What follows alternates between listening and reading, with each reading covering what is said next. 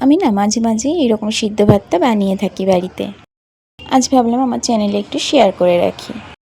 এখানে আমি 200 গ্রাম মতো চাল নিয়েছি, অল্প একটু ডাল নিয়েছি, 2 রকম ডাল, আর ফ্রিজে যা যেখানে সবজি ছিল সব একটু একটু নিয়ে নিয়েছি। সবজিগুলো যদি কাটা থাকে তো মাত্র 6 থেকে 7 মিনিটের মধ্যে আপনার এই রান্নাটা একেবারে কমপ্লিট হয়ে যাবে। সমস্ত সবজিগুলোকে খুব ভালোভাবে ধুয়ে এখানে দিয়ে দিয়েছি, চাল ডালটাকেও ধুয়ে নিয়ে দিয়ে দিয়েছি।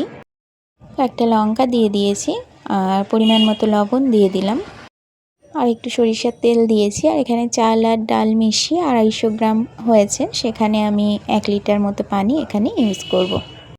এতে করে সিদ্ধ ভাতটা একদম ঝরঝরে হবে। 3টে সিটি দিয়ে নিলেই এটা একদম রেডি হয়ে যাবে। তো এখানে সবজির মধ্যে লাউ ছিল, ফুলকপি ছিল, কুমড়ো ছিল, শিম ছিল, পটল দিয়েছিলাম, কিছু মটরশুঁটি ছিল, সেগুলোকেও দিয়ে দিয়েছিলাম। তো এই যে খুব ভালোভাবে মিশিয়ে নিয়ে ঢাকা দিয়ে 3টে সিটি দিয়ে নেব। এটা আমি বেশিরভাগ ব্রেকফাস্টেই বানিয়ে থাকি। তো যেহেতু ভাত খেতে ভালোবাসি রুটির থেকেই, তো ভাত খাওয়ার জন্য লাঞ্চ, ব্রেকফাস্ট না ডিনার এগুলো আর দেখি না, খেতে ইচ্ছে করলেই বানিয়ে নিই। তো এই যে 5 মিনিট রেস্টে রেখেছিলাম, তারপর এটা ওপেন করেছি। একদম ঝরঝরে সিদ্ধ ভাত হয়ে গেছে। এটা খেতে কিন্তু ভীষণই ভালো লাগে, আর এটা তার সাথে ভীষণই হেলদি একটা খাবার।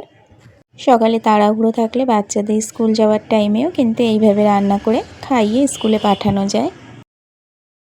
যারা পড়াশোনার জন্য হস্টেলে থাকে, কিছুই রান্নাবান্না করতে পারে না, কিন্তু রান্নাবান্না করতে না পারলেও খেতে তো হবে, তো তাদের জন্য এটা একদম পারফেক্ট একটা রেসিপি।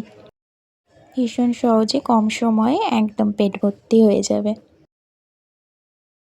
আর আমার কাছে তো এটা ভীষণ ভালো লাগে, এটা আমি ভীষণ ভালোবেসে খাই। যেহেতু 2 রকম ডাল দিয়েছি, ডালের একটা সুন্দর ফ্লেভার, তার সাথে ভাত সবজি খেতে আমি ভীষণ ভালোবাসি। এই কারণে আমি এটা প্রায়ই বানিয়ে থাকি।